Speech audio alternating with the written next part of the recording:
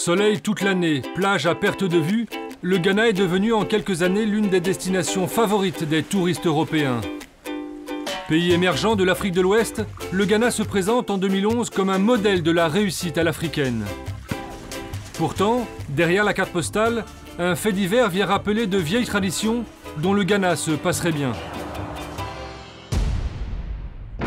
Le 26 novembre 2010, Ama Emma est brûlée vive en pleine rue par 5 personnes. L'explication donnée par ses agresseurs est simple, Ama est une sorcière.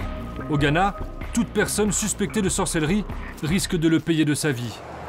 Nous sommes dans la maison familiale d'Ama Emma. Femmes et hommes sont là pour observer le deuil. Une disparition que son fils n'arrive toujours pas à expliquer. Parti visiter ses petits-enfants dans le nord du pays, Ama se perd en chemin. Elle a juste demandé de l'aide à des villageois. Elle frappe à la porte d'une maison pour demander de l'aide. L'homme qui lui répond se met à la traiter de sorcière. Il lui dit que si elle ne part pas, il va lui arriver malheur. Elle répond « Je ne suis pas une sorcière, je suis juste venue rendre visite à mes petits-enfants. » Soudain, un pasteur et 4 autres personnes sont sorties en disant « Sorcière, va-t'en !» Elle leur a répété qu'elle n'était pas une sorcière. Alors ils ont aspergé ma mère de kérosène et ont allumé le feu. Une vieille femme seule dans un village inconnu, une raison suffisante pour les habitants de la considérer comme une sorcière. Selon les idées reçues, la sorcellerie est cause de nombreux maux ici. Les sorcières sont perçues comme capables de rendre le spirituel réel pour faire du mal aux gens. C'est l'idée de la plupart des Africains. Dans la région, le cas d'Ama n'est pas isolé. Pas de statistiques officielles, la sorcellerie est un véritable tabou dont personne ne veut parler. Mais elle serait plusieurs centaines par an à subir le même sort. Chassée, battue à mort ou brûlée vive, comme on le voit sur cette photo. Alors pour comprendre le sort qui est réservé à ces femmes, il nous faut remonter au nord. Dans ces régions isolées, le mysticisme omniprésent fait force de loi. Ici, depuis des siècles, les femmes considérées comme sorcières sont mises au banc de la société. À la sortie de Gouchiégou, une bourgade de 30 000 personnes, nous allons pouvoir rencontrer ces fameuses sorcières. Parquées dans un camp construit il y a 10 ans par une ONG canadienne, 86 femmes vivent abandonnées à leur sort, sans hommes et sans enfants. Elles survivent grâce à la générosité de quelques villageois et à la cueillette de noix de cola. Toutes ont été accusées de sorcellerie et chassées de leur village. Mon neveu s'est fait mordre par un serpent et on l'a emmené à la ville où il est mort. Avant de mourir, il avait raconté à ses aînés qu'il avait fait un rêve dans lequel il me voyait mourir, noyé dans une rivière. Alors comme j'étais vivante et lui mort, les aînés m'ont accusée d'être une sorcière et de l'avoir mangée. Pour cela, ils m'ont lancé des pierres et ils m'ont battue à coups de chaîne de vélo. Quelques huttes, des chèvres et les minutes qui s'égrènent au rythme de l'ennui. Une prison à ciel ouvert dans laquelle elles furent précipitées par la bêtise des hommes.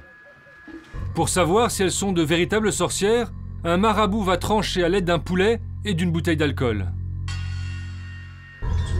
Le sang du poulet, c'est pour déterminer si elles sont des sorcières.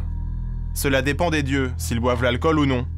Des dieux qui vont rendre leur verdict par l'intermédiaire du spécialiste. Des pratiques d'un autre âge. De toute façon, même les femmes innocentées ne pourront pas rentrer chez elles sous peine de mort. Le soupçon ne s'efface jamais. C'est dur ici, mais ce qu'il est encore plus, c'est qu'il n'y a aucun retour en arrière possible. On va toutes mourir dans ce camp. Lorsqu'elles sont en manque de nourriture, ces sorcières désignées s'aventurent jusqu'à la ville. Au marché, elles récupèrent quelques graines tombées des sacs. Mais leur présence, vite repérée, va faire monter la tension.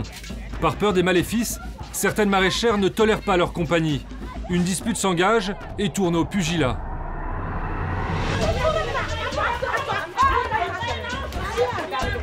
Les sorcières sont suspectées d'appauvrir les gens qu'elles approchent. Une croyance qui menace toutes les femmes des régions pauvres du pays. Seule une association se penche régulièrement sur ces problèmes de tradition. Nous sommes au siège des avocats pour les droits de l'homme. Depuis 12 ans, sa présidente recense les cas de ces femmes mises au banc de la société. Pour elle, il faut changer les mentalités. La question qui se pose est comment séparer les croyances religieuses et spirituelles, les problèmes de santé mentale et le respect des droits de l'homme. Par exemple, vous avez un problème financier, votre capital s'épuise et vous ne faites plus de profit. Vous allez voir un marabout qui vous dit que votre mère est la cause de vos problèmes. Ce sont surtout les femmes que l'on accuse d'être des sorcières. C'est ce que l'on peut constater. Et malheureusement, comme la religion est un problème trop sensible au Ghana, le gouvernement ne fait rien pour ces femmes. La réponse des autorités ghanéennes face à cette chasse aux sorcières, un aveu d'impuissance. Nous ne voulons pas que ces femmes aillent dans des camps, on veut qu'elles soient libres dehors. Mais 99% des gens au Ghana croient à ces histoires de sorcières. Résultat, au Ghana, ces 15 dernières années, aucun assassin de femmes suspecté de sorcellerie n'a été traduit devant une cour de justice. Retour dans le camp de Gouchiégu. Ici, un seul homme vient régulièrement voir les vieilles dames. Aboukari Adam est en charge de ce camp depuis 10 ans. C'est lui qui veille à ce que les femmes ne soient pas dans un total dénuement. Aujourd'hui, il reçoit une nouvelle victime des croyances maléfiques. Une femme, accompagnée par ses frères, les seuls qui acceptent encore de l'approcher. L'enfant de ma sœur est mort et elle a été accusée de l'avoir mangé. Tous les jours, elle reçoit des pressions. Aujourd'hui, elle ne peut plus vivre dans sa communauté. Alors elle a demandé si elle pouvait s'installer ici pour ne pas se faire tuer dans son village. Il n'y a pas de place. Avec elle, ça ferait 4 personnes dans la même chambre. Je suis vraiment désolé, mais il n'y a plus aucun espace pour elle. Vous pouvez revenir dans 2 semaines et lui construire une chambre. Ok, on va le faire. Elle ne peut aller nulle part ailleurs. Alors si vous avez un emplacement, on reviendra dans 2 semaines et on lui construira une chambre. Nous, on veut son bien-être, parce que même ses propres enfants l'ont abandonné. Dans la région, il existe 6 camps comme celui-ci. Certains accueillent plus de 1000 femmes et ils sont tous surpeuplés. Rejetées de chez elles, ces victimes de croyances populaires vont compter les jours jusqu'à la fin de leur vie. Une vie bafouée et volée parce que dans les campagnes, au Ghana en 2011, on continue à croire aux sorcières.